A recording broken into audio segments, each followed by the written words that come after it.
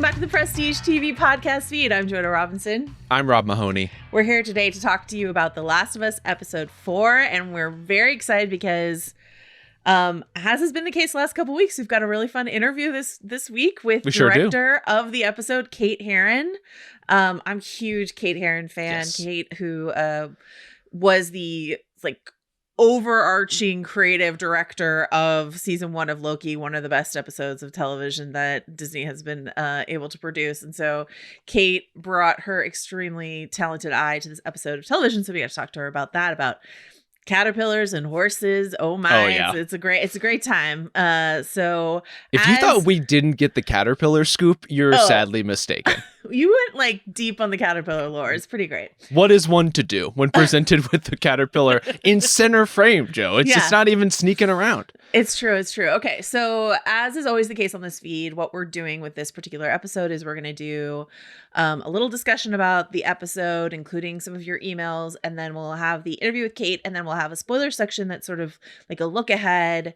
I think this week especially, I want to look ahead at what's coming next week because it's a lot of big stuff coming. So that is the plan. Also, elsewhere on the feed, Rob and I continue to scratch our heads and feel our feelings about your friends and neighbors. So we'll be back doing more of that this week.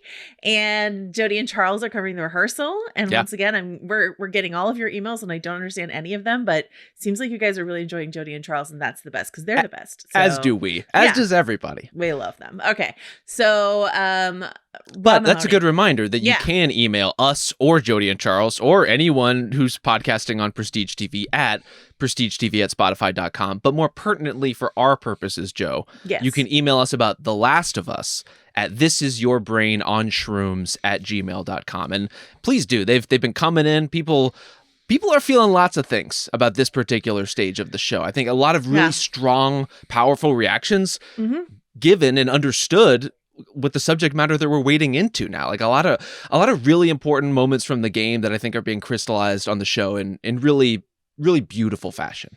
I want to ask you sort of more broadly your feeling at this point in the season. Before we get there, just a few last things. Number one, I haven't mentioned in a while. By the way, you can watch these episodes and you might want to right now because Rob is rocking a apocalyptic beard. So you might want to check that out. We should say not entirely by choice. We haven't really talked about this on the pod, but your guy broke his hand really a couple weeks ago. It hasn't been going great. But we're getting through it, you know? Like, what are we to do in the apocalypse, Joe? But put one foot in front of the other. Scavenge for every little resource we can come upon, and also let the beard grow long. You gotta really Joel out. So, one foot in front of the other because you can't put one hand in front of the other because his hand is in a cast. Why would you do that? Hopefully not for very long. You're just taunting me now. It's almost over, I think. I can't type over here, and you're making hand jokes. Ringer TV on YouTube and in the Spotify app is where you can check that out. Also, we had a couple emails asking us about our plans for Poker Face, which is one of the first shows that Rob and I ever covered on this feed. Season 2 is this week, I believe. We are not diving into it right now because I don't know if we've mentioned, but Rob has broken his hand. The NBA playoffs are going on, and Andor is reinventing television over on the House of Art feed. So we have a lot going on. Unfortunately, we won't be able to get to Poker Face this week. Our hope is that we can get to it soon. We're not exactly sure what our plan is, but we have not forgotten you, Poker Face. We will hit it in some capacity, not to overpromise, but look, it's a sentimental favorite for us, Joe. We got to revisit our roots. Another question we've been getting from folks in the email front is, what is a precap? Because these podcast episodes are marked as precaps. I would say just don't worry about it too much. Precap is like a little bit of internal language for us. There's a lot of The Last of Us podcasts being produced at theringer.com right now. And so ours is being labeled as a precap. Don't worry about it too much. But if you want a definition, I would say the spoiler section at the end of the episode where we talk about what's coming up, that makes it a little bit more pre than a regular recap. So that's what's going on there. But I would not over stress about the label of precap. You're not missing anything if you don't know what it means. It's fine. Joe, would you say we are more pre or more cap? Oh, we're definitely cap. I would say we lean heavy cap. Yeah. Maybe pre and then cap in all caps. Emphasis cap, underline cap. That's kind of our vibe over here. Wow. It's like a real New Avengers question from you. Okay. And then also our listener Todd wrote in, this is just like a backward looking question, so I thought I would do it before we get into please episode specific questions, asking, in terms of the bite mark that Ellie gets at the beginning of the season, which she hides by cutting over the bite on her abdomen and making it into a little like wishbone shaped scar instead. Yeah. And then she is in the hospital being treated for damage to her ribs for 3 months. And that bite happened a mere the day before. So I guess Todd's question was, is slicing over the bites really good enough to disguise what that is from doctors who are paying close attention to a young woman's abdomen for 3 months of critical care? I don't have a great answer for that. Maybe we should ask Dr. Robbie if he wants to write in and let us know, or any of the pit heads might have some feelings on this. But any thoughts on this, Rob? Here's the thing. I think in the wake of the attack on Jackson, it could slip past an ad hoc doctor's eye upon first glance, given everything that's going on. We saw the bodies. They don't have electricity. Okay, maybe a couple days. It kind of goes without being noticed. Yeah. And then at no point, a nurse walks in and is like, doesn't that kind of look like a bite mark? Look a little like a bite mark. Doesn't that look a little toothy? Yeah. I take the point. I think they probably would, to be honest with you. No, you make a great point. They were a little busy at the beginning, but, we are medical experts now that we've watched a season of The Pit. And I concur. We probably think that they would have noticed, but they didn't. And here we are. Okay. Really, it's a statement on the medical care in Jackson, right? Like you have the start of a society, but really, do any of us have sufficient medical care in our lives? Can we ever really believe in the medical industrial complex around us? Or are those assholes in Jackson just trying to push drugs on us like everybody else? Big Pharma wins again, Joe. Wow. Anti-vaxxer Rob has entered the chat here. That's not what I said.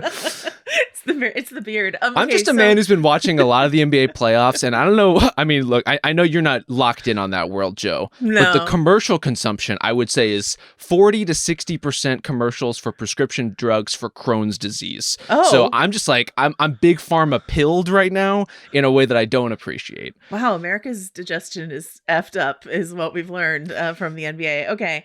I mean, this is a good question to ask as we head into next week's episode. Again, we're going to save this for the spoiler talk, but we're headed towards a hospital in Seattle. So let's see, how is medical care in Seattle right now is a question we can ask ourselves.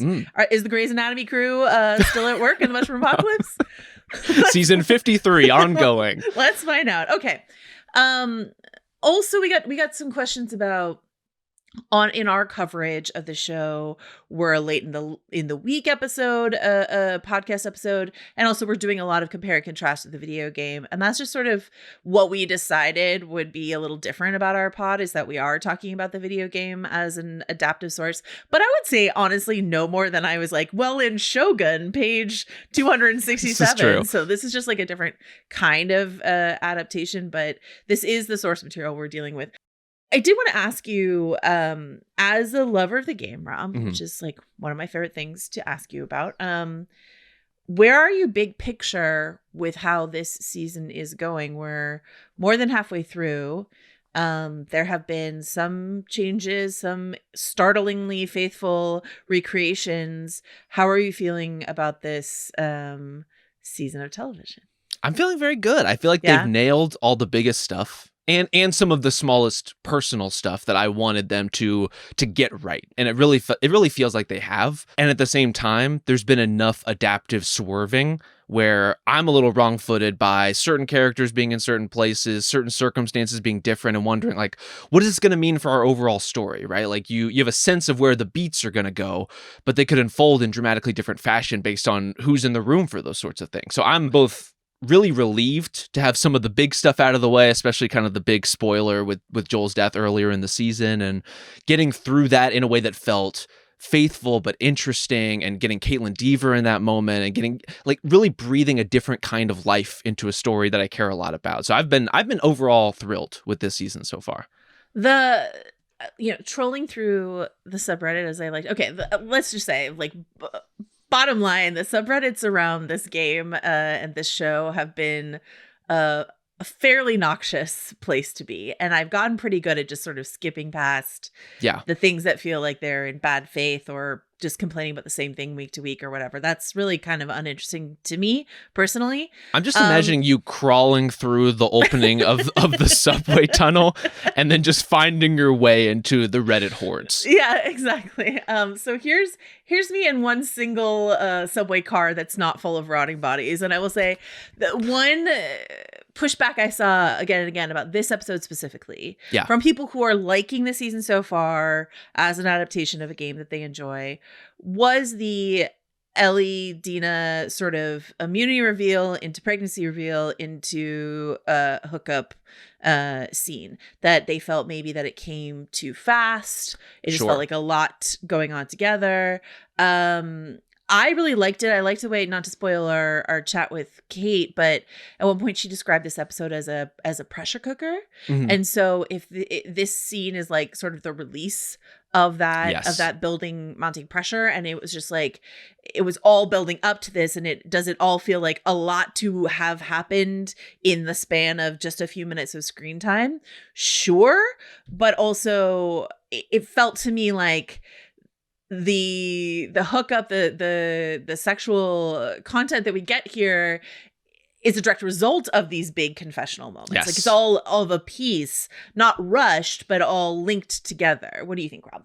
It is a lot. Like, unquestionably, that's a lot of information to absorb and for the characters to absorb in those moments. I agree with you that it does work for me, and I think it makes sense emotionally in a sort of all the truths are tumbling out sort of way. It's like once you take the one rock out of the dam, all of a sudden everything starts kind of pouring through. Yeah. That part worked for me. And I do love that idea of Ellie and Dina's relationship kind of starting in earnest from that sense of relief, from the sense of relief that like, I thought I was going to lose you. Mm. And now that we're kind of relatively safe for a second, I can say the thing that was on my mind that I was just flashing through as soon as I thought you were going to die. Like, that's a really powerful idea that I think does work. Is it a little bit different? Sure. Does it still play here? I think absolutely. But I think it speaks to something with The Last of Us that is so delicate, and is a reason why you'll see people have a moment where it's like, oh, this feels a little too on the nose. Oh, this feels a little too much. And this is a problem that's not unique to the show. It happens with the game as well. I would say it even happens for a lot of people with these sorts of big musical moments, like the Take On Me moment in this episode, or the Future Days version of that in the game. You know, like these moments when characters do and address things in like such an emotionally direct way, in a sense, right? They're not saying the thing, but they're saying the lyrics that say the thing. Yeah. I think for a certain audience, that's always going to be a little cloying, a little like it not, maybe not full cringe, but like it's hitting that instinct for them a little bit. And then for people like me, I'm just fucking swimming in it. You know, like I'm enjoying those moments. And for something like this, I really like the kind of emotional palette of everything you have there for Ellie and Dina, of the relief, of the danger, of that pressure cooker, of them finally getting to say the things out loud that they've been waiting to say. You know, all of the secrets coming out, crushes included, to me feels like a really powerful kind of release on this stage of the story. And now we get to move on to the next one where Dina and Ellie are just totally different people to each other. It's the Burving of the world. I really hope Everybody's talking about Deli. Okay. So I think what's interesting about that, I really like the point you made there. And I think what's interesting about that, again, not to spoil the Kate interview, I'm going to leave her answer to this, but you were the one who brought up this idea of Dina and Ellie feeling a bit softer, more girlish to you, sort of is a word you used. A lot has been made among, and we'll talk about this a bit more in the spoiler section, Ellie's reaction to Dina's pregnancy, which is quite a positive, holy shit, I'm going to be a dad sort of moment. And then also I saw this really interesting idea. I can't remember if it was in an email we got or in that subreddit that I crawled my way through, but this idea of vulnerability. Ellie and Dina is more vulnerable because at this point in the game, we have watched Ellie and Dina kill so many people. Yes. We watched them take out 2 WLF soldiers in the TV station. But if you're playing the game, you're wandering around Seattle for much longer on this first day, and you are just stabbing the shit out of so many people's necks. And it's a very stabby game. The idea that Ellie and Dina can like sort of barely handle, maybe that's underestimating, handle 2 WLF soldiers. Yeah. Well, in that very same sequence of the game has you as Ellie effortlessly killing 10 of them. So like, what does that do? Is that a good change to you? Is that interesting to you to think of them as like these, reminding us all these are 19-year-old girls out of their depth inside of a situation that they ran into and didn't understand the entirety of?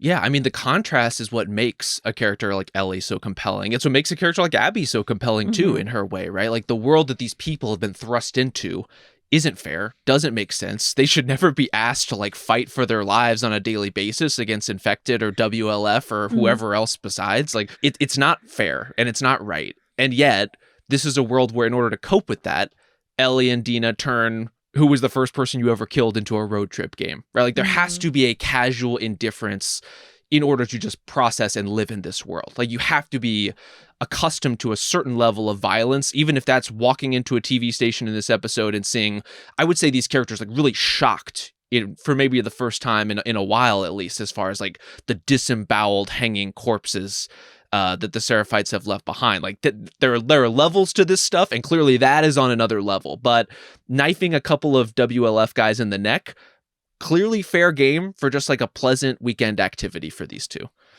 I think that's interesting. I mean, I've been thinking a lot about this, the way this particular episode is laid out, leaving the game aside, much to the relief of some people, but like the way this episode is laid out, thinking about, we traveled with Ellie across the country in season 1. We know that Ellie has gone through a lot of traumatic shit. Yes. You know, between her mom and Riley and Joel. And the cannibals. David and the cannibals and all the things she's seen. So it's not like she's lived this sheltered existence at all. But there is something that feels very sort of passage of life for these two. I think the age is so interesting. 19-year-old girls who leave the fairly relatively sheltered existence. Yeah. They're going to college, you're saying? Yeah, that's what I'm saying. They're either going to college or, if you prefer not, they're moving to the big city for the first time in their life, right? So we're leaving home and we're going to Seattle, right? And whether that's for college or like, you know, to work at a coffee shop, who cares? Like we're going to have a big city adventure.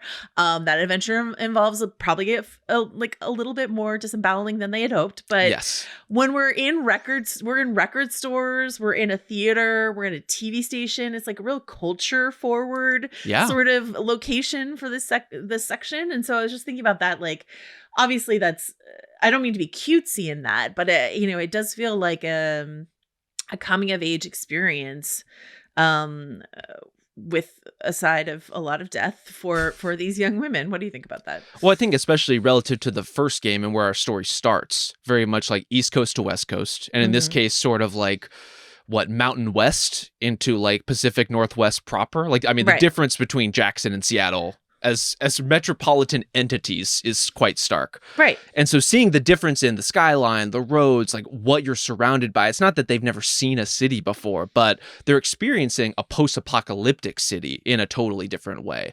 And I think that's where you see Ellie having to kind of get up to speed as far as what that means, right? Like she wants to just kind of charge in guns blazing as soon as it's clear that the WLF is here. Right. And thank goodness Dina, our logistical queen, is here to say, maybe don't do it in the middle of daylight on horseback, clip-clopping all your way, you know, up to the building where snipers can kind of just take shots at you. So it's like they're having to get acclimated to all of the realities of city life. I think kind of like the big open sight lines, clearly these like cultural centers that are different, but also are like such a fun part of this episode in terms of just like the found ephemera of a dead world. Like I just love like the overgrown tank to begin with, and that's post-apocalyptic. But even when we get back into the things that are very pre-breakdown Seattle, and seeing like all of these remnants of what Seattle used to be, and they're kind of like, what are they interested in and what are they not? What do they walk right past and what do they clock and what do they ignore?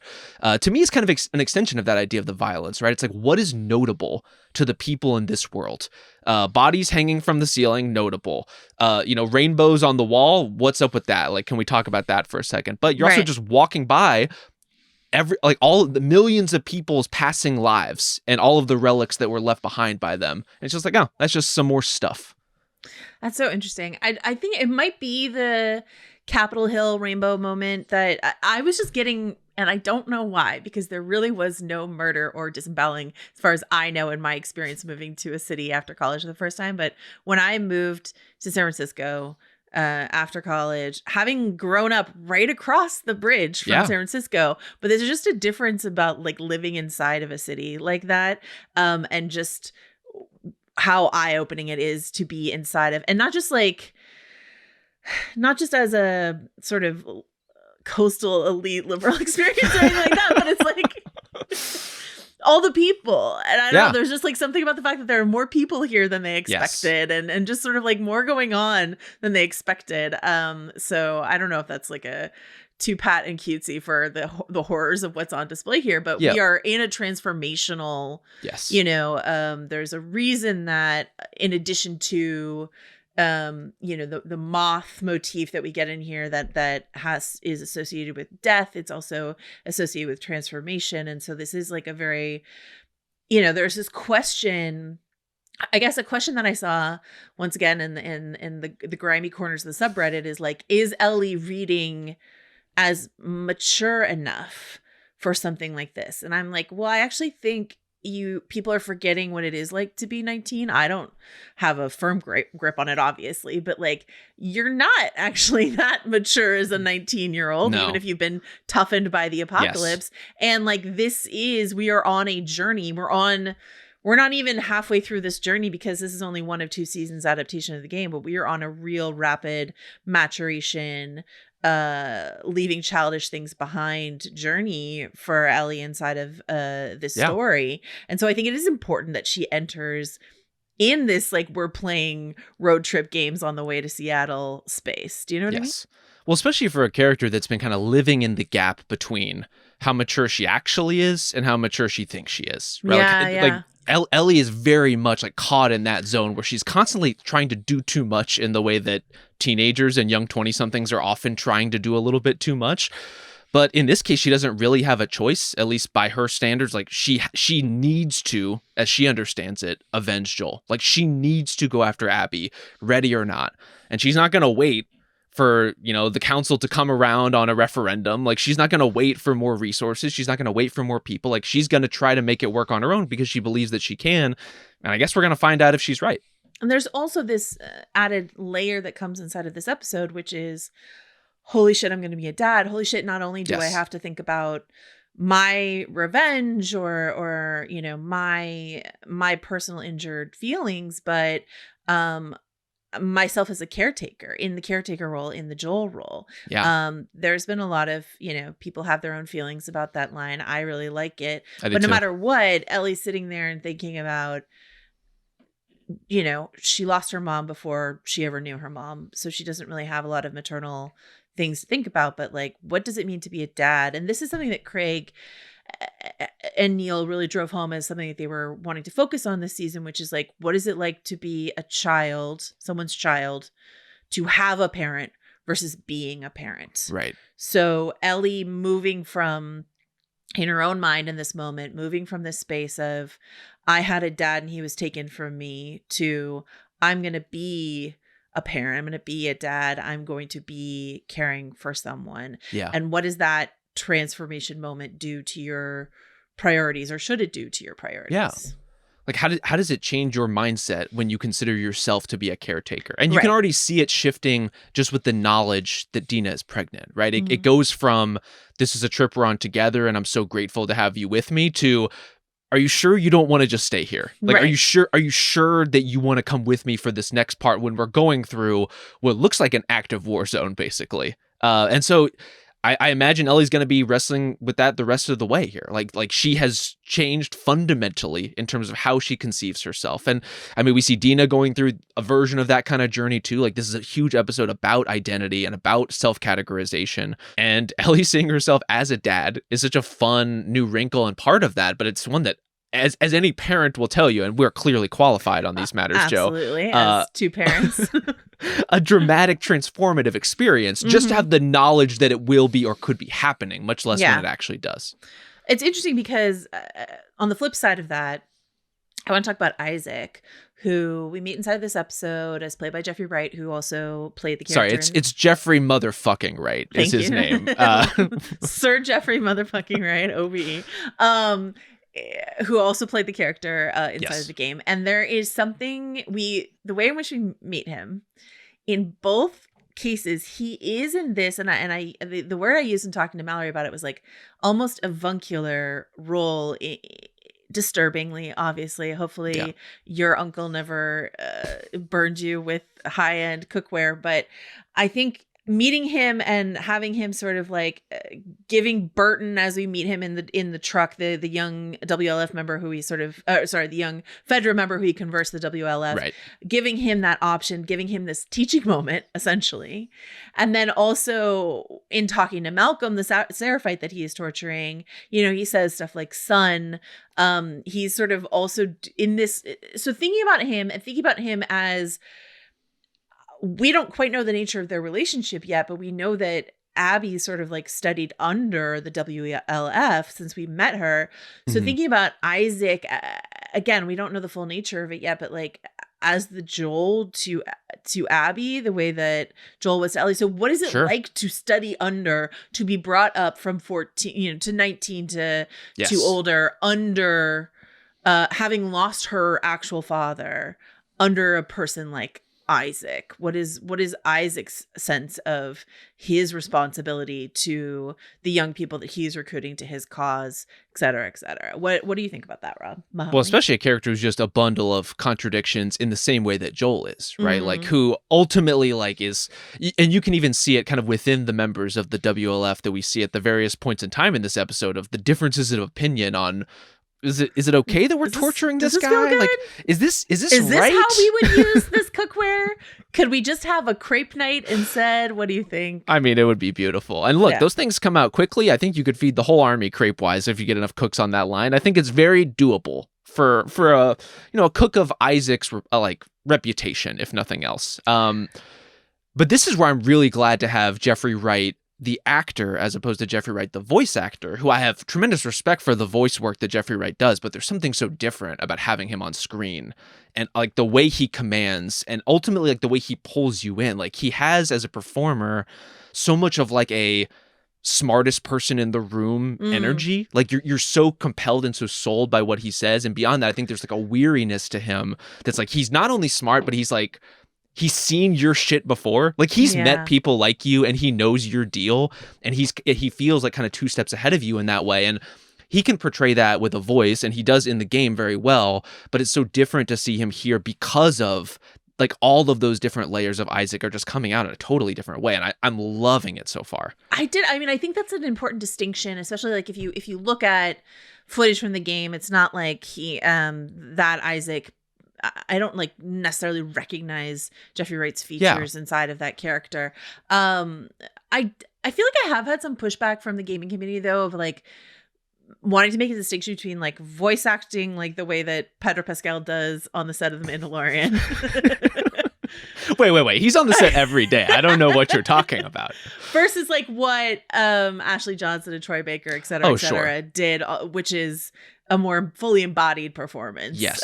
Inside mocap, et cetera. And like, I mean, The Last of Us is a very involved performance as voice capture goes. Yeah.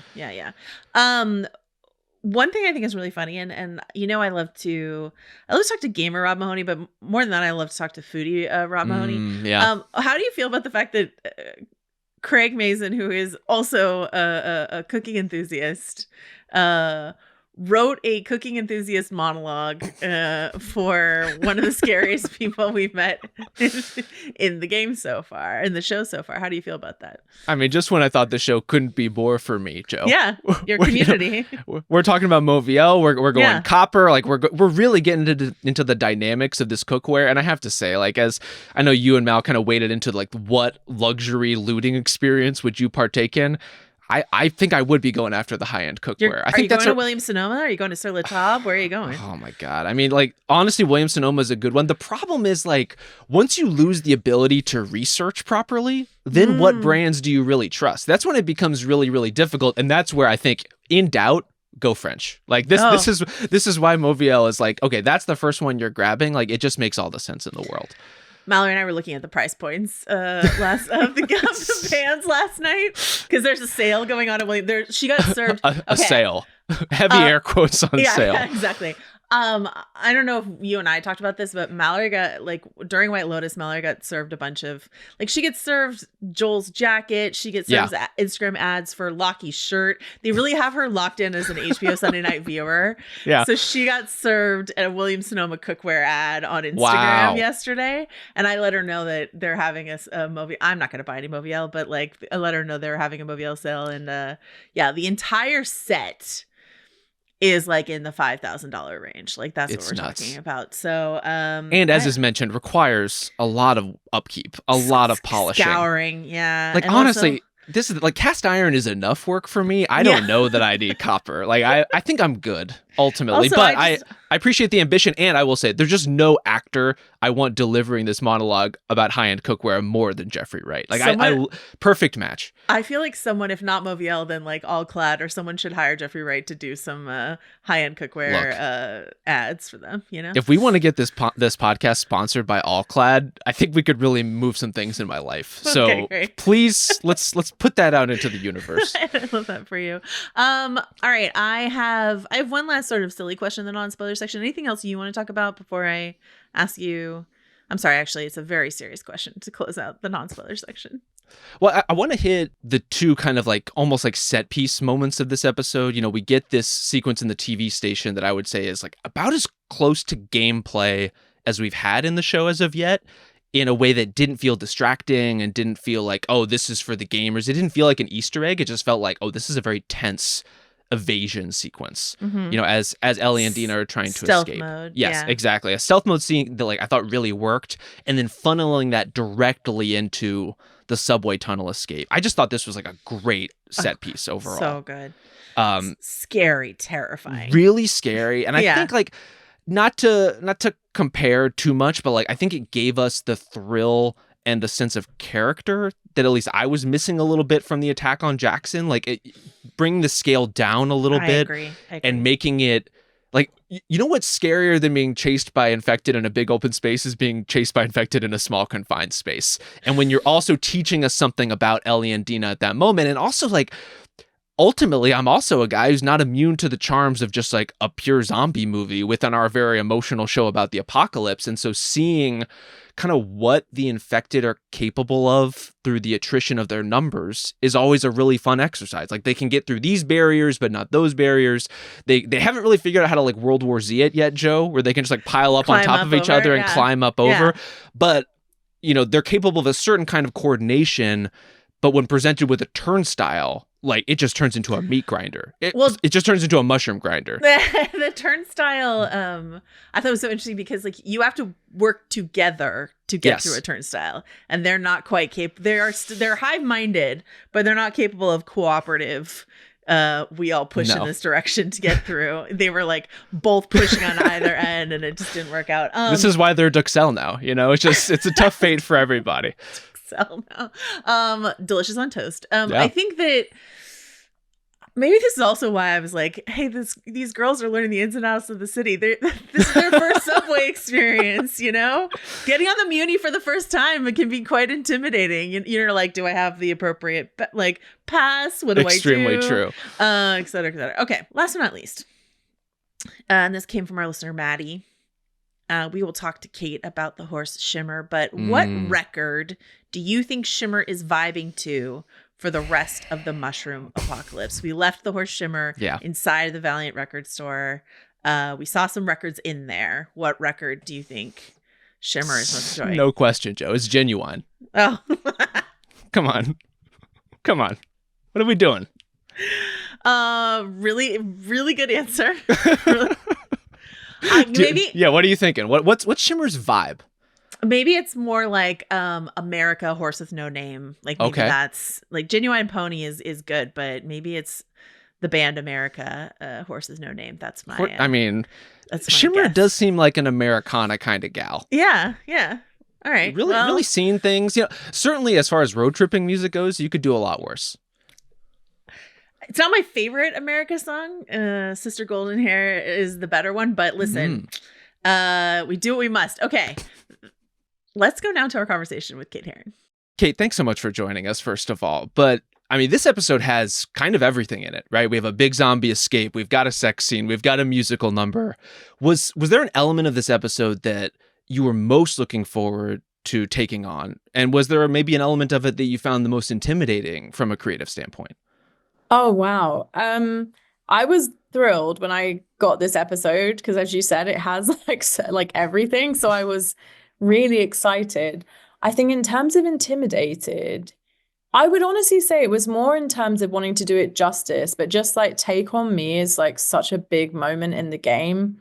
And there's obviously been like teasers of it across the show. So I just was like, I have to make sure that, you know, when we actually deliver this moment, that it makes you feel like how you did when you actually saw it in the game, which was always for me, honestly, like a guide for any of the scenes we were doing, because like our subway sequence, it is very different from the game. I use a similar kind of lighting approach, which was important to make you feel immersed in that way. And I wanted to keep, I don't know, I remember playing that in the game and just being like, oh my God, and like running and being like so frantic and all this stuff was happening. And obviously the story beats are different for us, but I wanted to capture how I felt playing the game. So that was always kind of my guiding light across the whole episode, was even if we did changes story-wise, was just making sure fans of the game felt like they were back in their favorite story, but also for people that hadn't seen the game, we make them feel like how, you know, the people did feel who have played it. So I feel like you absolutely crushed that assignment. And I think that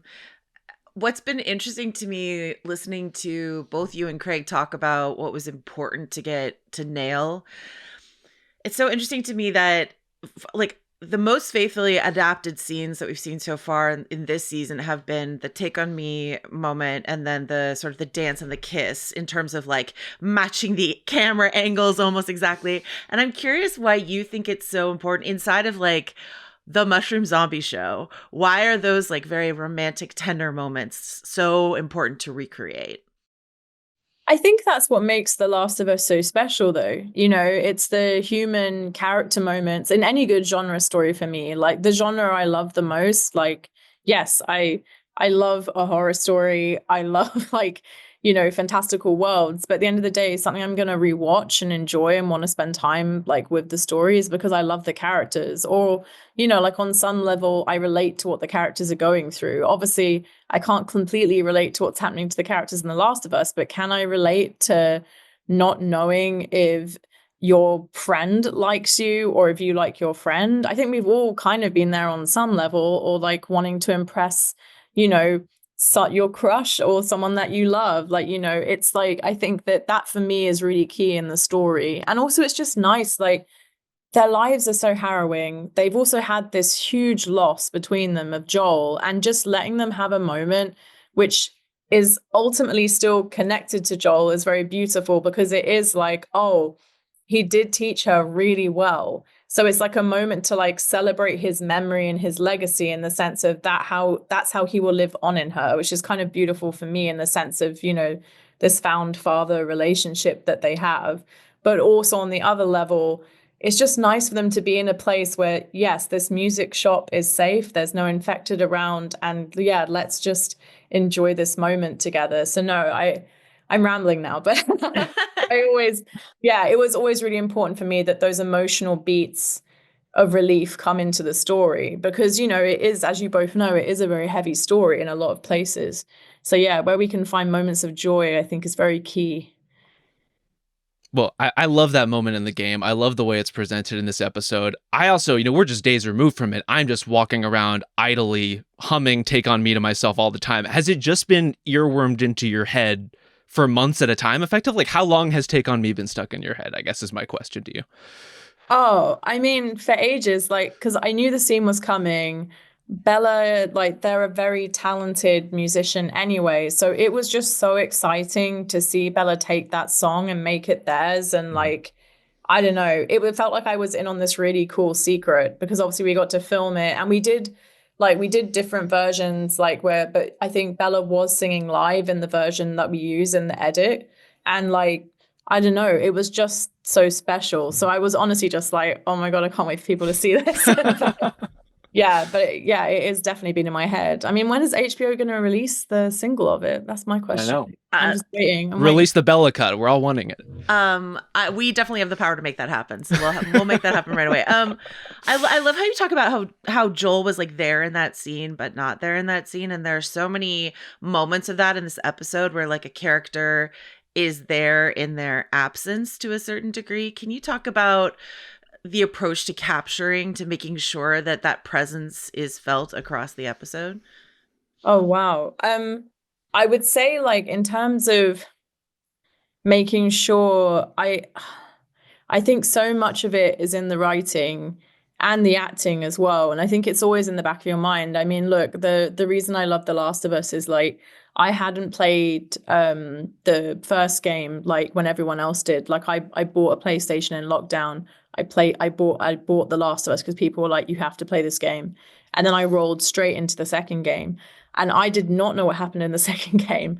And I remember feeling like someone I knew in reality had died. And it really pulled the rug out from under me, because this is going to sound foolish, but I just didn't know. And this is partly because I've played a lot of games, but I haven't played like as many as some people I know have. And I just hadn't had a game hit me emotionally that way before. Like I felt like actual grief and mourning. And it was so clever to me then how, like you said, like, and I don't want to spoil stuff, but in the sense of, going back to Joel's house and just looking around his empty house. And it was the same for me with the guitar. I think that's the thing. Like in reality, when you lose someone, physically, yes, they are not there, but that doesn't mean they're not there. So I do think that always will radiate across it. Like with Ellie, even if Joel's not there, Ellie's always carrying Joel with her, like wherever she goes. So yeah. I mean, we have those thematic absences. It also feels like in this episode, the camera itself is pretty withholding. You have this long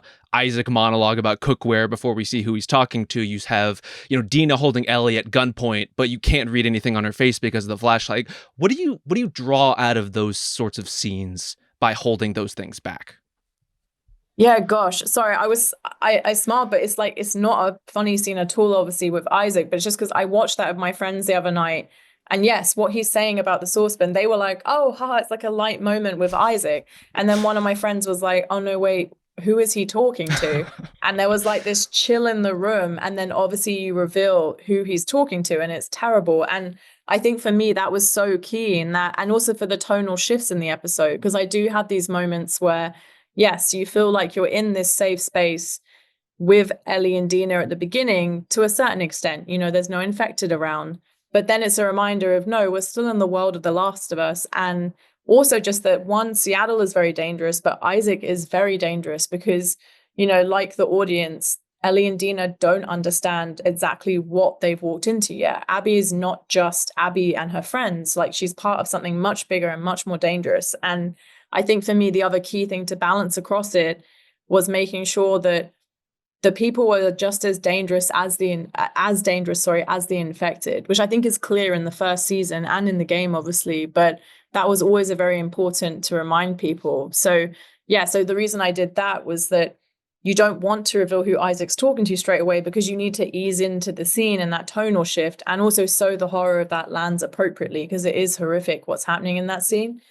And sorry, your question for the other tonal. Oh yeah, with Dina holding Ellie at gunpoint. Yes. Being obscured by the flashlight. Yeah, I think the thing is, like, we need to be as in the dark as Ellie is in that moment. So it's really important. I don't know, I'm always about like, how do we put the audience as much as we can into the character's head when it's appropriate. And I think, me and Craig spoke a lot about that scene, and he was like, I love this lantern. And like, we both were really excited by the idea that, yes, you don't know which way she's going to go. And that's so important, because I don't think anyone hopefully saw the kiss coming there, but I think it is important that you're like, what is Dina going to do? Because obviously, logically, it's a terrible thing to have to do, but we have set up this as a world where people are used to have, not in a good way, but a lot of people have had to, hurt loved ones because they have become infected. So, and to Dina's reality, she doesn't know that Ellie's just saying that. You know what I mean? It's hard to be like, well, how do I believe you? It's the kind of thing someone would say to try and save themselves. So I think that was a really hard needle to thread. But yeah, but definitely, like, hiding how she felt. Definitely just anything to keep people on the back foot, basically, was always the key driving force. You may have just actually answered this question I have for you, but I am going to ask it anyway, because I think there's like another level I want to get to in terms of like the way you mentioned playing the video game, and when you lose Joel, you feel like you lost someone you knew. And there is this extra experience you get experiencing a story playing the character. And Craig and Neil have talked about like, how do we make sure that idea of empathy, which is so key to the structure of The Last of Us, how do we translate it to television? And I guess like the extra level of that I want to ask you about is, you know, for example, Rob and I, a couple weeks ago, we covered Adolescence, the UK show, and we were talking about the way in which, you know, the one-shot approach to that show sort of by default puts you inside of this space in a sometimes suffocating, but really like force sounds too hard of a word, that empathy. And so I'm wondering, like, when you think about making television, how do you think about engendering that connection, close connection with the characters? Oh, interesting. No, the empathy question is interesting though, isn't it? Because it's also like, you know, in The Last of Us, and you could say the same for Adolescence. I mean, I loved that show. I thought it was absolutely brilliant. But it's about where are you placing empathy? And also if the audience is on the side with a character, they might switch because, you know, like in the opening, for example, Isaac, it's like you see these guys talking in the back of the truck and you're like, it's like almost like a horror film. I spoke about Josh's character almost like Drew Barrymore in Scream. Not that she obviously deserves that. I just mean in the sense you have a very, you know, well-known actor that we kill off in the beginning. But at the same time, he, unlike Drew, is playing a character in our story that isn't very likable. And I think it's very easy to then be like on side with Isaac and be like, oh, wow, thank God. He saved that kid. What a good guy. But then obviously you go to the kitchen and it's like, oh, actually, should I be on board with this person? I don't know. And I think that's the clever thing that the game does as well throughout the game. You know, you're always questioning, who should I sort of agree with, or do I actually agree with them? And the game is interesting because you're so active in having to make those decisions, and often they're decisions that as a player you don't want to make, but you have to make them to see what happens in the story. So I think in terms of translating that to television, for me, it's always like, look, I got the 4th episode script and I thought it was brilliant, and Craig is so good in his writing. So it definitely, selfishly for me as a director, makes my job very, I don't want to say easy, but it definitely, you know, it does a lot of heavy lifting for me in that sense because he's very brilliant at what he does. But I would say in terms of how I would film it, I'm just always thinking about POV, honestly, and like who in this moment are we siding with, and where do I want people to sort of be questioning? And you can do that in how you frame someone to how you block it. So yeah, so it's slightly different everywhere, I would say. Well, I mean, Jeffrey Wright is such a fascinating performer to have that sort of empathy and POV and to try to tangle with what is he portraying in that kind of moment. Like, I mean, he's that way in everything that he's in. But I mean, how did you try to think about channeling the presence of his performance as Isaac and the menace of that portrayal as well, kind of capturing the full picture of who this character is, at least to this point in the story?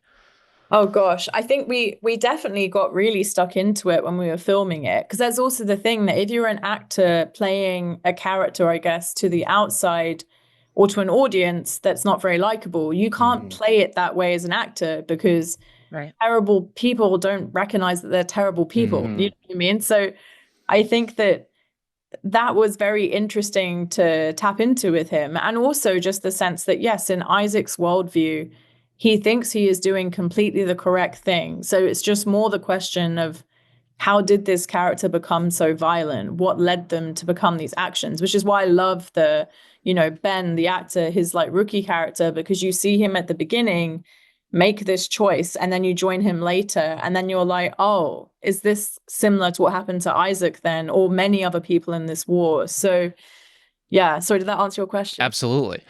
Yeah.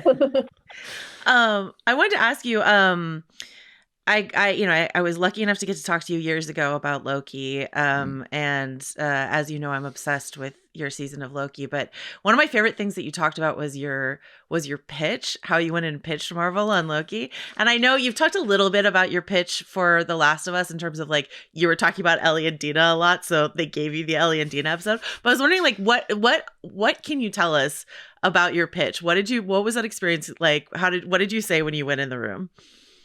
Well, it was interesting because the style for the show is established, right? So and it was a different kind of job to Loki, because Loki, obviously, like, I was running that show, so it was a very different, and setting it up, so it's a very different like thing to come into. Whereas like The Last of Us, I'm very aware that, you know, I'm in Craig's house, so like I just was like, and Neil as well, sorry. So it's like making sure, I think I just spoke to both of them and was like, this is what I love about the game.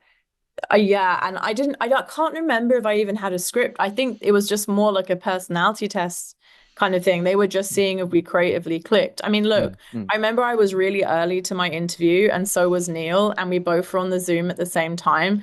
And in my head, I thought, well, look, if I don't get this job, at least I got to talk to Neil for like 5 minutes and ask him questions about the game. But yeah, I remember that I showed them, I have like a statue of Ellie in like back in England that I showed them. I have like vinyls of season 1 soundtrack and like a vinyl they released with the second game. So I was showing them that stuff. I joked to my agent that I was going to dress as Ellie, but I did not.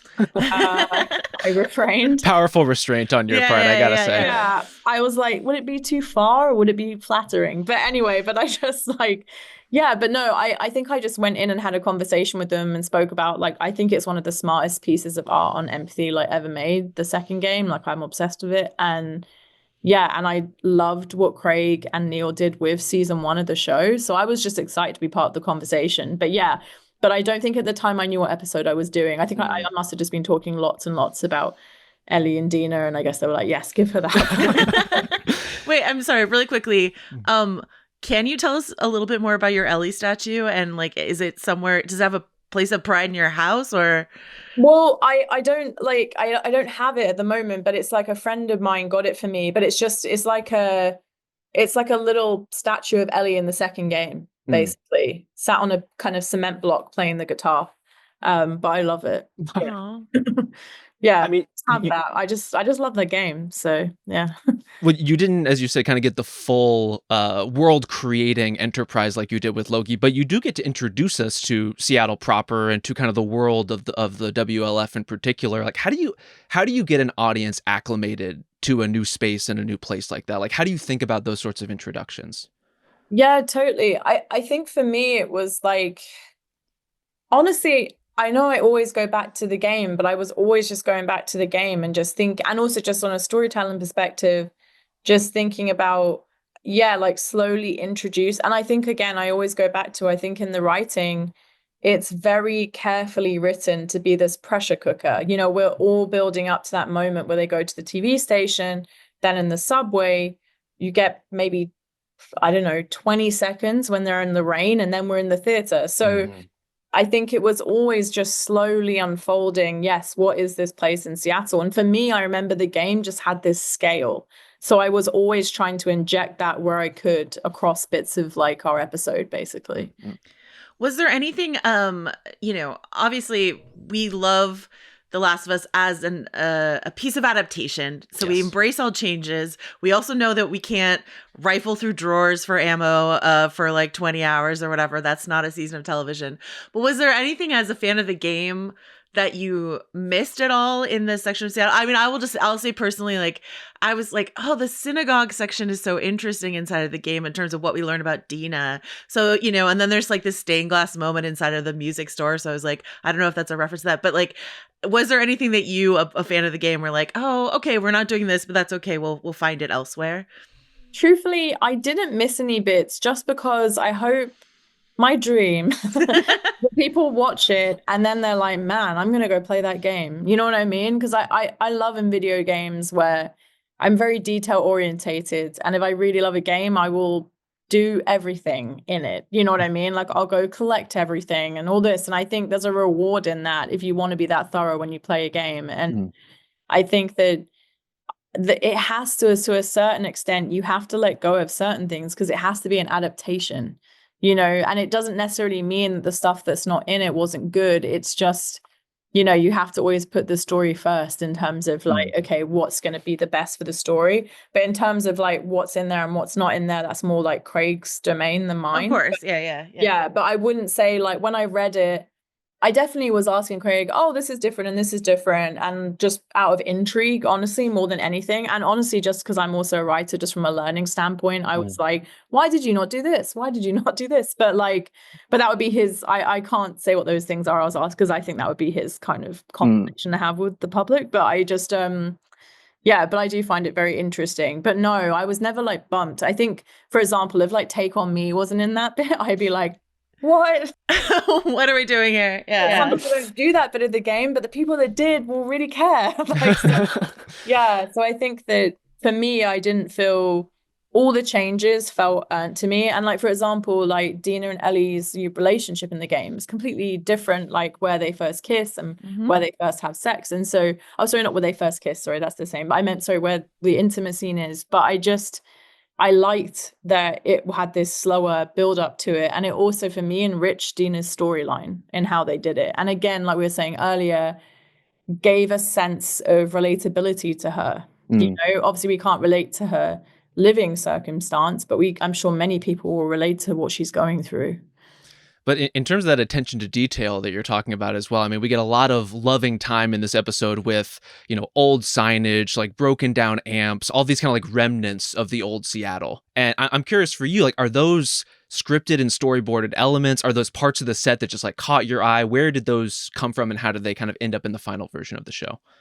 Oh no, so we had an amazing second unit team, and I basically was like, please, can you shoot this for me? And I was like, look, Craig does put a lot of detail on the scripts, but I think the main thing was that also we have an amazing production designer, and I was like, we have to honor these sets because like they look so cool. And yes, and the video game, I suppose like that aspect of my brain where I do like detail and looking at stuff, I was like, let's just, I don't know, I'm always at the mindset, if we can film it, let's just film it. And if they don't end up using it in the end, then at least I gave them something to use, But Craig also loves detail and texture. So I think we were both like definitely very aligned with that. I mean, I know the caterpillar was a pitch I had. I love the caterpillar. Well, I was obsessed with it because I basically like the idea, because I remember it's like this overgrown kind of garden, like, where Ellie's playing and it's all gone back to nature. And I just said to Craig, I don't know, I just was like, it's The Last of Us. Maybe we could get a caterpillar. So I just said, like, can we, get a caterpillar just to be in this shot? And he was like, oh yeah, I'm sure we could. I like that idea. So then we got this caterpillar and did a lovely job. So yes, I was very happy with that. Is there a caterpillar wrangler? Yeah. Great question. Yeah. You have like a bug person, basically, like with any animal who, is acting, they're taken care of and everything. So yeah. Wow. New like alternative career unlocked. Absolutely. For me. Bug wrangler. It was great. He has multiple bugs and he brought his bugs and I had to look at them all and it was great. And we were like, this is the one. Wait, you had a caterpillar audition? A lineup. There was like, okay. Well, we had like a few, and then I think we filmed quite a few different ones, and then the one in the cut was like, I just like the way it's kind of dancing a little bit. Anyway, you probably don't want to talk about caterpillars, right? No, this is what we want to hear about. This genuinely is what we want to hear. Our condolences to the other caterpillars too. Like that's a tough beat. I know, almost be the caterpillar in The Last of Us. Brutal. They're gonna be dining out on that story forever. That they almost got that gig. We've had a lot of feedback from people, sort of to what you referenced about the Dina and Ellie relationship and how it rolls out differently inside of the show. We've had a lot of email from people who love the game and love the show inside of the queer community who are talking about the difference between a world where everything stopped in 2003 versus a world where everything stopped a decade later as it does in the game. And I was curious sort of what was on your mind to that degree in terms of, I mean, we get the scene where Dina and Ellie are like, what is all this rainbow stuff in Seattle? That's from the game, obviously. But like, what else were you thinking about in terms of the state of mind of someone for a world that stopped in 2003? Oh, wow. Oh gosh, I'm trying to think like what I would have been thinking. Honestly, I wish I had like a deeper answer. I think for me, I just was thinking less on a big scale of that and more just about the actual characters, I suppose, and what their worldview would be. Like I love that part where they go through Seattle and don't understand, you know, what the flags mean. And yeah, but I think in terms of the rest of it, I mean, honestly, again, I always just go back to the script. I think it would be if they did something or said like a certain turn of phrase that someone would just not say because it, you know, culturally, culture never got to that point. You know what I mean? Then maybe, yeah, I would have called that out, but I never felt like anything felt ungrounded, if that makes sense. Yeah. I mean, this version of Ellie and Dina, and you really get it in the Take On Me sequence in particular, relative to the game, feels like even sweeter, I would say, than the version that we get in the game. There is a, I don't know if it's a girlishness or something a little bit more saccharine to their dynamic. I mean, does it read that way to you or feel that way to you? And how does that change, I guess, the portrayal of those two characters and how they're kind of interacting at this stage? Oh, interesting. I think the big thing, honestly, is that I know Neil and Craig have spoke a lot, and Izzy spoke a lot about just finding Dina's character within, you know, how does Dina fit into the television show adaptation of this? And I don't know, I really like how they complement each other as characters. You know what I mean? Like, I like that, you know, Ellie is more like, I'm just going to go straight in and do this. But then Izzy is like, well, let's think about that. You know, like maybe we won't rush into that. Maybe we should do this. And I think they really complement each other, which is important because, you know, I think that it makes sense. Even if you take the love story out of it, it makes sense why they would go together, like on, you know, this journey. Yeah. Here's my last question. It's the most important one. Is Shimmer the horse okay? And is Shimmer just going to chill in the record store for all of time now? I am fascinated by this because basically when we were filming, I made a comment being like, so we never see Shimmer again, blah. And I was like, man, I wonder if people will think about this. And then of course, like today on the internet, I've seen all these Shimmer things because I was saying, I think I did say to Craig, but I was like, they should do like a comic book spin-off or it could just be like an episode, but how cool would it be if you just follow, I don't know, I love films that like follow animals and stuff. And how cool would it be if it was like just Shimmer on this like completely silent like journey across like the apocalyptic wasteland, and you just like that film Flow. Yeah. You know what I mean? It's been done in that really. So I'm just stealing Flow, but you know what I mean? But yeah, there was a film called The Bear when I was like a kid that was like that, where it was just like you're following a bear around as it like eats psychedelic mushrooms among other things. It's a strong memory I have. Yeah, it's like they filmed it with a real bear. I don't know. But yeah. Shimmer, it was like a nature, sort of supposed to be a nature movie. I don't think I understood as a kid that he was eating psychedelic mushrooms. He was tripping out. He definitely eats mushrooms, and then like things get all weird for him for a little bit. This is a memory I have. The Adventures of Shimmer is something that I think you should definitely pitch, and we definitely deserve to have. On Instagram today, I literally was like, guys, you know, if you want, I'm around. Yeah. Let's make it happen. I think a Shimmer comic book could be very beautiful though, because I just think it's so. But they should film it. That would be fun too. I mean we're all worried that it's going to be a long wait until season 3. This is the thing. A comic book would be fun. Yeah, just like hold us over. Yeah. Self-standing movie. There's a lot of options, I think. Yeah. Go the Euphoria model with this. I'm also selfishly trying to take ownership of this though, but so many fans are so good at drawing. Hope maybe a fan will just draw like a kick-ass comic of Shimmer. You know what I mean? And like what happened to them. I would read it. But in your mind, 100%. Shimmer is just having a great time for the rest of the apocalypse. I think they're away from the people. Yeah. I think having the time of their lives. Like people means danger if you're a horse. So I would be like, I think as long as the infected aren't near them, we get a sense that there's no one around there right now, right? Because there's no people to, you know, consume or take over. So I don't know. All right. Happy ever after. Happy ever after, just like crushing vinyl for Shimmer. Sounds great. I love that. Kate, thank you so much for chatting. I really appreciate it. Oh, thank you so much for your time. This is so much fun. Thanks. Yeah, thank you. All right, this is spoiler section. So, wait, sorry. What did you just say, Joe? I said this is the spoiler section. There's spoilers in the air. You can inhale them. You can. You certainly can. If you stay here without a gas mask. So beware. Okay. Let's go back to something we talked about a little bit in the non-spoiler section that you want to talk about more here, which is Ellie's reaction to Dina's reveal that she's pregnant. Yes. Inside of the game, Dina's like, I didn't tell you earlier because I didn't want to be a burden. And Ellie's like, well, you're a burden now. It's not good, Joe. A tough moment. It's very tough. Tough look for our girl, Ellie. What do you think about the difference here? Are you missing that angrier, meaner Ellie? How do you feel?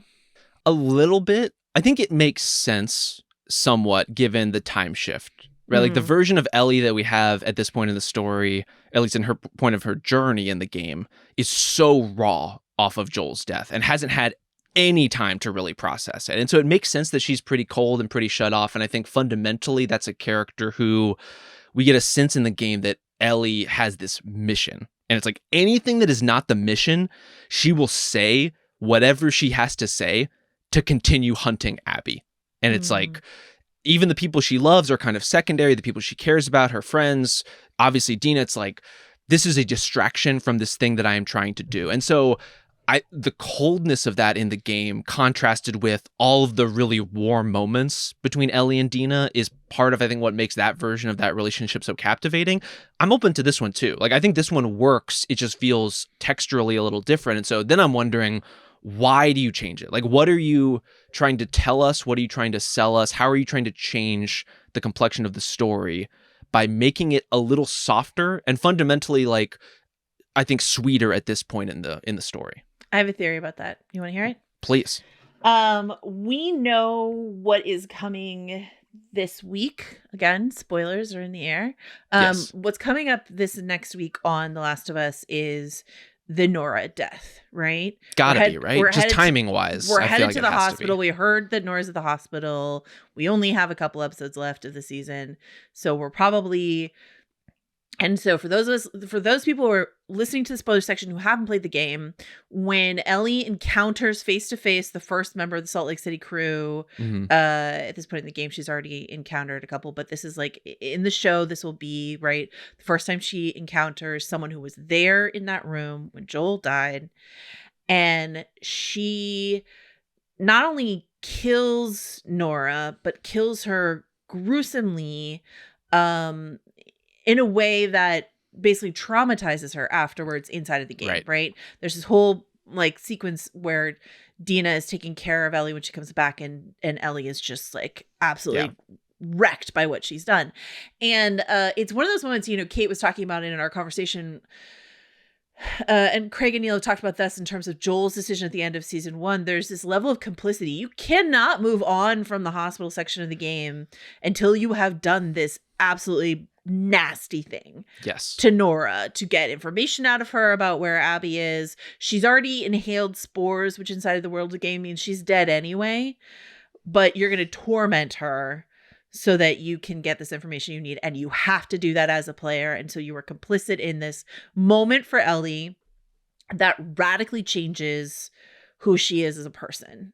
Right. What happened to Joel radically changes her, and what happens with Nora radically changes her, because she has crossed a sort of personal, moral, violent Rubicon. Yeah. And so I think it's important that we haven't seen her stab a million people in the neck. And I think it's important that she's in this happier, more optimistic space, so that what happens to her post Nora and then everything that happens thereafter, we can really see the damage that not just watching violence, but participating in violence does to her. So that's my theory as to why we're getting sort of like a softer, sweeter version of Ellie here. What do you think?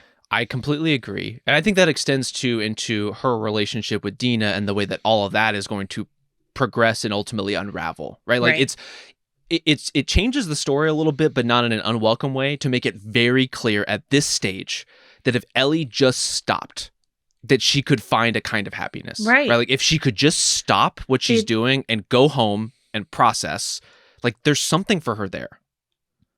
It's the participation in the cycle of violence, because this violent thing happened to her, near her, and she does have a choice to process it one way, to not go to Seattle at all, or if she goes to Seattle, finding out Dina's pregnant, saying, oh my God, this is my future. Joel's not in it, and that's horrifying for me. These people will not get, retribution by my hands, and that's upsetting to me, but I can have a future. I want that with you, is what she says to Dina, right, inside of this episode. And she takes another path. And so I agree with you that there is a way forward from something so traumatic happening to you. And here's the fork in the road. Yes. For Ellie. There are many forks in the road, but this is a very significant one for her. So I think it's important structurally to have all of these checkpoints for Ellie, where it's like you could stop here. And this is what Nora's death is too, is kind of the first look in the mirror moment, as you were describing, of like, you did this horrible thing. And you need to decide, like, now you have this information about where you think Abby is. Is it worth considering? Have you gone too far? And this, like, all of these are versions of that checkpoint. And I think the story only really works if you have her hitting these specific checkpoints, and you can deviate on how you get there. You can even change the circumstances in which she hits them, but like, she needs to have moments of consideration of like, maybe I should turn back. Maybe this is too much. Maybe this kind of violence isn't going to give me like the resolution that I'm craving and that I'm desiring. And I think the other part of it too, as far as like this particular change in the story and making their relationship so loving and so open and so sweet at this stage, is to me, it's also buttressing the themes of all of this stuff. Like, ultimately, when Ellie makes her choices, whatever you may think of Abby and what she deserves, it's like, we need to feel like the costs of doing this are too great on all sides, right? There's the emotional toll of what it's doing to you as a person to go exercise this kind of violence. And there's also what it's going to do to you as a person to leave behind something this good.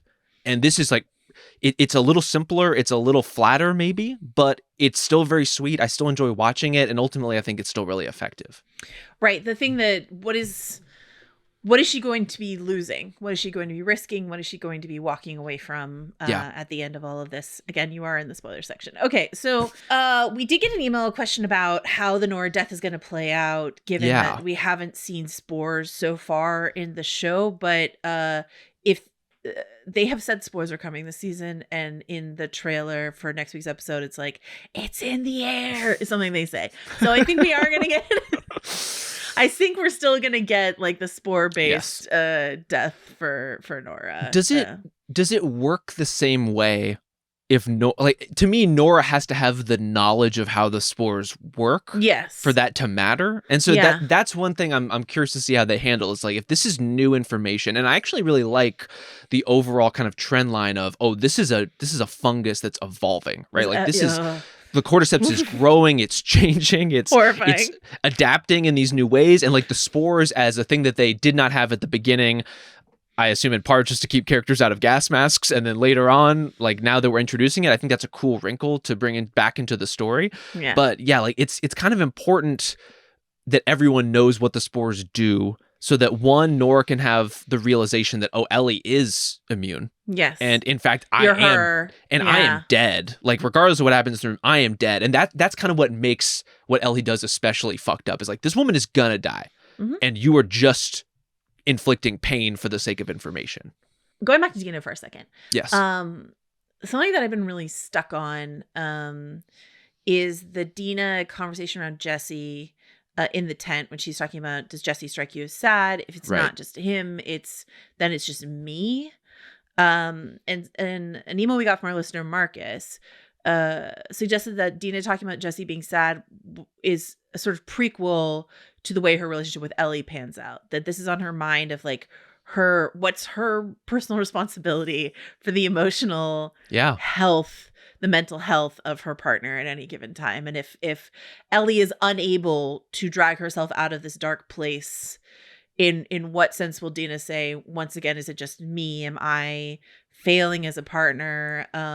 Is this my responsibility? Or I can't take responsibility. This can't be my struggle anymore. I've got this kid to take care of. I've got these other things to think about. What do you think, Rob? I think this was super well spotted as far as this being a precursor to that ultimate sort of twist and that development in the character. And I'm with you. Like, I don't really know which direction they're going to take it as far as how Dina is going to internalize that sort of pain and that sort of responsibility. But I love that as kind of setting up that emotional dynamic. I also wish we should have hammered more up top. This is an amazing Isabella Merced episode. Like, I think she's unreal and has to carry so many of like the biggest emotions. And the fact that she's doing that this well this early makes me feel even more excited / anticipating being devastated by where Dina's story is ultimately going to go. Yeah. I want to take your temp literally on the not literally on the on the Diva Fever front. Yeah. This episode's called Day 1. Yep. And again, if you're listening to this and you haven't played the game, the mechanism is you go Seattle day 1 through 3 as Ellie, and then you restart and you do Seattle day 1 and you're playing as Abby. Yes. And so the fact that they call this day 1 really feels like a signal to people that like they're gonna do that we're gonna do day 2, day 3, and then in season 3 we're gonna restart day 1 with Abby in Seattle. Do you think it'll end as jarringly? Like ultimately Ellie's story at the end of game 3, if I'm not mistaken, ends with like Ellie at gunpoint. And it's like, to be continued. Let's go do Abby's story. Like that's quite a hang to put people on for a couple years. Yeah, I guess my question is like, are we gonna have to wait till the very end? We had been asking this question before. Yeah. We had clocked that Caitlin Dever is only a guest star this season, not even part of the main cast. So are we gonna get her in the finale at all? At what point? What's your feeling on that? I think we will get her in the finale. I'm not sure we'll get her sooner than that. And I think some of that is because of just the way the game is set up, and it's been relatively faithful to that construction. But also I think it just works better if Ellie is sort of like working her way through Abby's friends in order to kind of get to her. Or in this case, like Abby ultimately gets to her. Mm-hmm. But I guess to rewind, like we have like Ellie needs to go to the hospital or whatever building to find Nora. Like that's gonna happen. She's gonna presumably go find Owen and Mel at the aquarium. I hope it's at the aquarium. It's like such a great setting and it's creepy as fuck as far as like everything that goes down there. Another big city adventure. Let's go to the aquarium. Just adventures of 2 broke girls out on the town.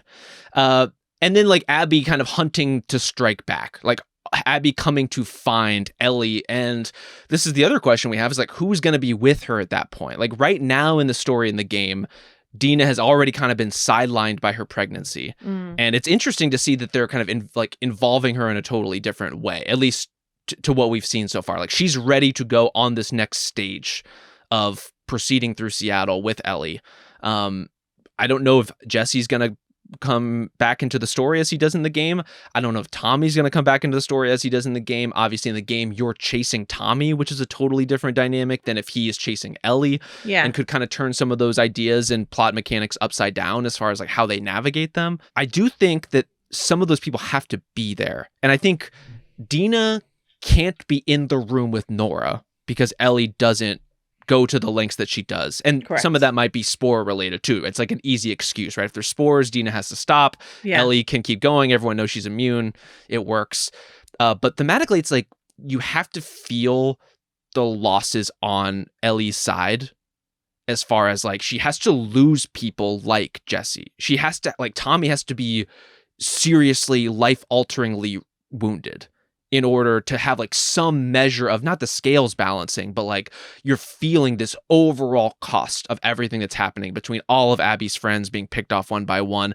And in some ways, like very parallel, similar fashion, like the way Jesse is shot and the way Manny is shot are very similar as far as like just a complete jolt through the story at a time you're really not expecting it. And so I think you have to have some of that stuff. I'm not quite sure how we're going to get all the characters to those endpoints at this point, which is honestly like I'm very eager to see.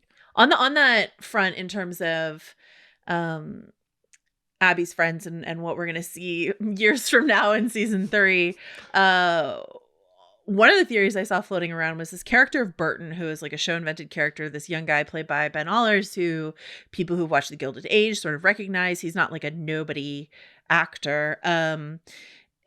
They were wondering if maybe he will be the Danny that Owen kills in order to put Owen on the outs of the WLF and stuff like that. And Isaac's reaction to Danny's death might be heightened by the fact that it's this like Burton kid who he drafted in the first place. Yeah. Just a random theory that I kind of liked.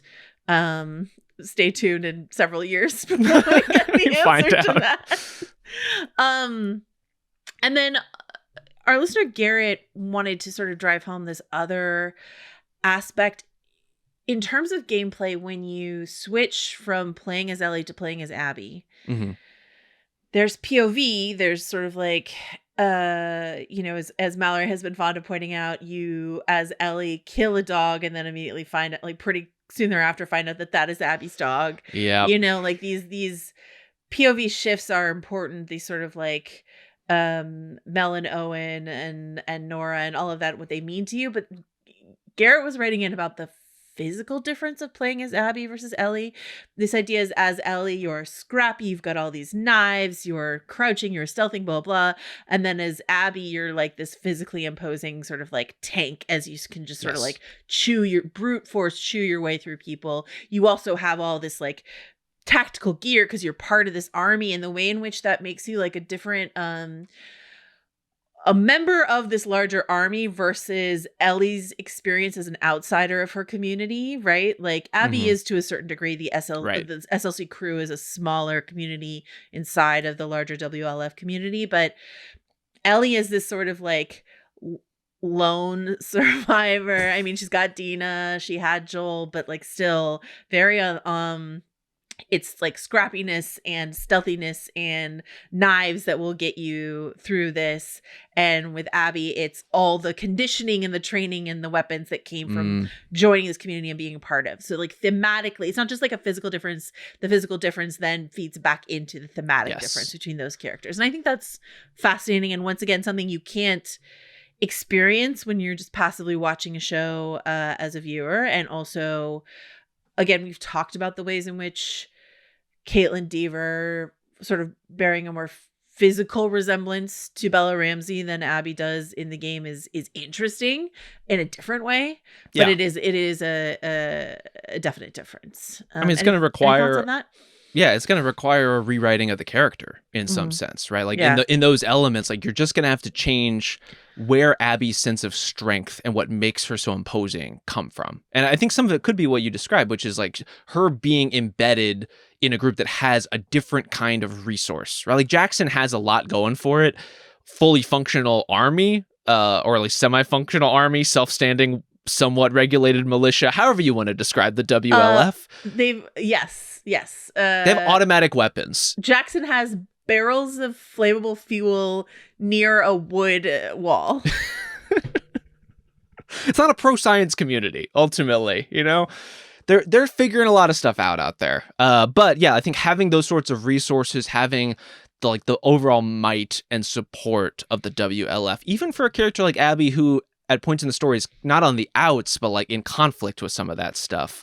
But I think positions her in a different way and makes her intimidating in a different way. And I wouldn't be surprised if we see Abby rewritten a little bit. I don't know, maybe to be a little bit even more strategic, to be a little bit of a big picture thinker in a way that Ellie is not. Like, if anything in this story, like Ellie is so driven that she is kind of the blunt instrument. Like she is going in one direction. And if you turn Abby into somebody who can think a little bit more laterally, then that can be intimidating in its own right too.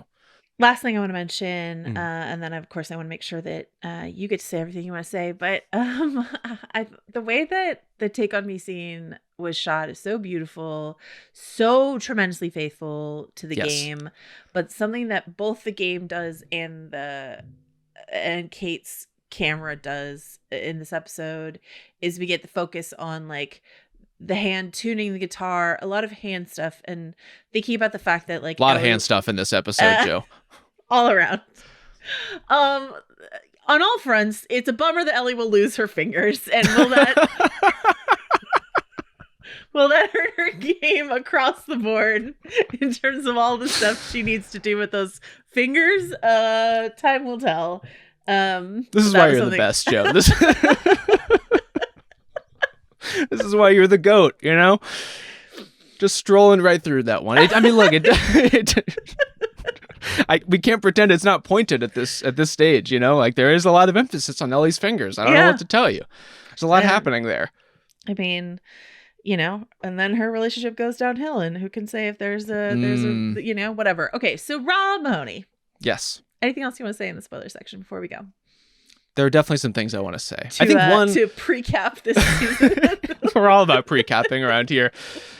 We still don't know when or if these like very important flashback sequences are going to happen. I would say the two to flag that seem like they probably will happen this season if I had to guess. One, this is about the stage in the story of the game where we get the science museum detour with Joel. Ellie. The astronaut Ellie sequence. And it's been seeded so heavily to this point, I would be very surprised if that one isn't in season 2. I'm a little more on the fence, but I would say I'm still maybe like 70 to 75% likely that we get the full confrontation flashback in Salt Lake where Ellie goes back and gets the voice recorder or some kind of proving evidence that I was immune. They were trying to make a cure. Joel straight up murdered all these people. And I say that in part because if you're going to have Ellie and Abby run into each other at the end of this season, to me, it is kind of important that Ellie has knowledge of what happened in that moment. I will say, I think with love and respect to the game, it's like a little inelegant of like, go get the recording. Blah, I mean, blah, it blah. is. And so is there another way to get there? For sure. Outside of that. Yeah, I think that's whatever version of that you want to do where Ellie becomes aware of that information. And maybe it's Abby telling her. Maybe it's her getting that information from Nora. Like I don't know how that expresses itself exactly, but I think it is important that Ellie has a fuller sense of what has actually happened here by the end of this season. All right. Anything else? One final thing, Joe. Yeah. Just to flag, we have a lot of ground to cover. We talked about the huge plot points that probably need to happen or will happen in these final 3 episodes. Obviously, those flashbacks we just mentioned are potentially in the cards or some version of them. We got to figure out what's going on with Eugene, who is going to be incorporated in the story at some point. Who knows what's going on with Tommy? Who knows what's going on with Jesse? There's a lot to put on screen. I'm also curious how much of the continued turf war between the WLF and the Seraphites we're going to get, not just in an Isaac torturing a dude in a room sense, but like a big, like, we're walking into this, seems like a battle sequence effectively, or at least Ellie is navigating around the battle sequence. How much are we going to actually see or contextualize what's going on between these two groups? Because it's kind of like the macro representation of all the themes of the story is like what's going on with the WLF and the Seraphites. And so it's like you kind of can't backburner it too much because you also need to set up Yara and Lev too. I mean, what I will say is that we do in the trailer get shot of a scythe and also shot... That could be anybody's scythe. Sure. And then shot of like someone being hoisted. Anybody could be hoisting. I'm just saying we haven't seen everything the Seraphites are capable of yet this season, I guess, is all I know so far. Well, I can't wait for a good hoist. I think that would be a nice lead into episode 5. Could be anyone's scythe. That does it for episode 4 of The Last of Us. We only have a couple more episodes left. We will be back, as we mentioned, with your friends and neighbors later this week. Thank you so much to you, Rob Mahoney. Thanks, Joe. If this is the end of it, let's bid a fond farewell to Rob Mahoney's beard. Thank you to Donnie Beecham for his work in this episode. Thanks to Kate Herron for coming on the pod. What a legend. And thanks to Justin Sales for his work throughout this entire feed. And we will see you soon. Bye.